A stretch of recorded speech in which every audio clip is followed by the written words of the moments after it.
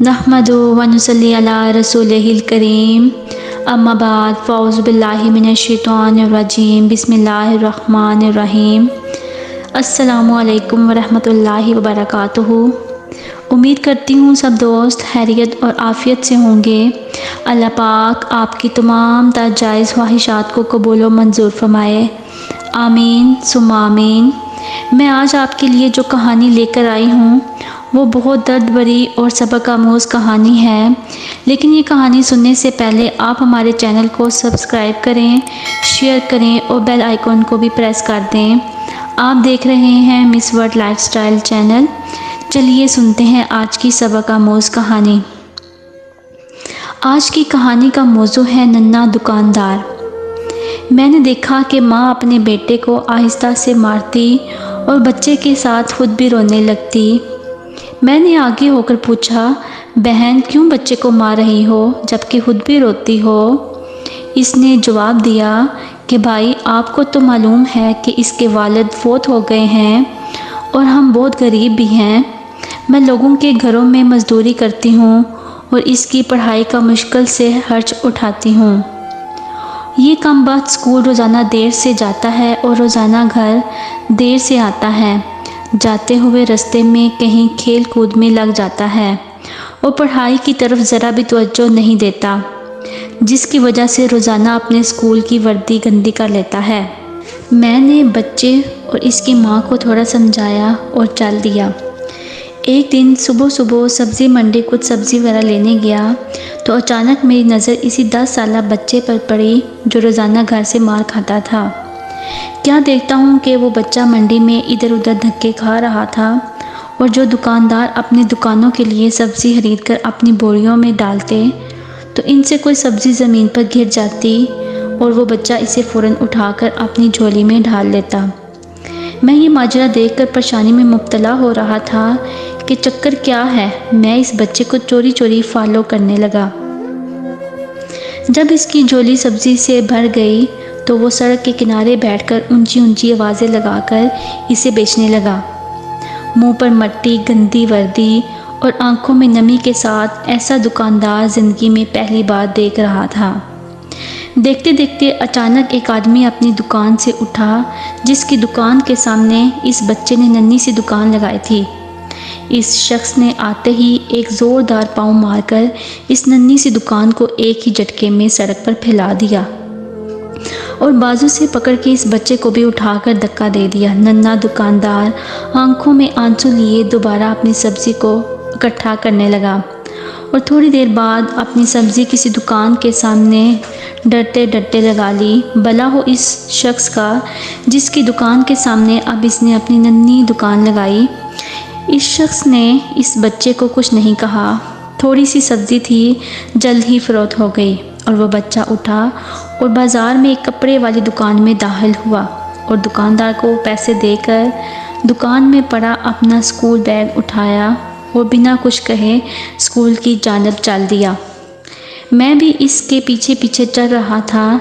जब वो बच्चा स्कूल गया तो 1 घंटा देर हो चुकी थी, जिस पर इसके उस्ताद ने डंडे से इसे खूब मारा। मैंने जल्दी से जाकर उस्ताद को मना किया कि ये यतीम बच्चा है, इसे मत मारो। उस्ताद फरमाने लगे कि सर ये रोज़ाना 1 घंटा देर से आता है। मैं रोज़ाना इसे सज़ा देता हूँ कि डर से स्कूल टाइम पर आए और कई बार इसके घर भी पैगाम दे चुका हूँ। बच्चा मार खाने के बाद क्लास में बैठकर पढ़ने लगा। मैंने इसके उस्ताद का मोबाइल नंबर लिया और घर की तरफ चल दिया। घर जाकर मालूम हुआ कि मैं जो सब्ज़ी लेने गया था वो तो भूल ही गया हूँ। हस्बे मामूल बच्चे ने स्कूल से घर आकर माँ से एक बार फिर मार खाई होगी। सारी रात मेरा सर चकराता रहा। अगले दिन सुबह की नमाज अदा की और फ़ौरन बच्चे के उस्ताद को कॉल की कि मंडी टाइम पर हर हालत में मंडी पहुँचें, जिस पर मुझे मस्बत जवाब मिला। सूरज निकला और बच्चे का स्कूल जाने का वक्त हुआ और बच्चा घर से सीधा मंडी अपनी नन्ही दुकान का बंदोबस्त करने निकला। میں نے اس کے گھر جا کر اس کی والدہ کو کہا کہ بہن میرے ساتھ چلو، میں تمہیں بتاتا ہوں آپ کا بیٹا اسکول کیوں دیر سے جاتا ہے۔ وہ فوراً میرے ساتھ منہ میں یہ کہتے ہوئے چل پڑی کہ آج اس لڑکے کی میرے ہاتھوں خیر نہیں، چھوڑوں گی نہیں اسے۔ آج منڈی میں لڑکے کا استاد بھی آ چکا تھا۔ ہم تینوں نے منڈی کی تینوں مختلف جگہوں پر پوزیشن سنبھال لی اور ننھی دکان والے کو چھپ کر دیکھنے لگے۔ حسب معمول آج بھی اسے کافی لوگوں سے جھڑکیں لینی پڑی اور آخرکار وہ لڑکا اپنی سبزی فروخت کر کپڑے والی دکان کی طرف چل دیا۔ اچانک میری نظر اس کی ماں پر پڑی تو کیا دیکھتا ہوں کہ بہت ہی درد بڑی سسکیاں لے کر زاروں قطار رو رہی تھی، اور میں نے فوراً اس کے استاد کی طرف دیکھا تو بہت شدت سے اس کے آنسو بہہ رہے تھے۔ دونوں کے رونے میں مجھے ایسا لگ رہا تھا جیسے انہوں نے کسی مظلوم پر بہت ظلم کیا ہو اور آج ان کو اپنی غلطی کا احساس ہو رہا ہو۔ اس کی ماں روتے روتے گھر چلی گئی اور استاد بھی سسکیاں لیتے ہوئے اسکول چلا گیا۔ حسب معمول بچے نے دکاندار کو پیسے دیے اور آج اس کو دکاندار نے ایک لیڈی سوٹ دیتے ہوئے کہا کہ بیٹا آج سوٹ کے سارے پیسے پورے ہو گئے ہیں، اپنا سوٹ لے لو۔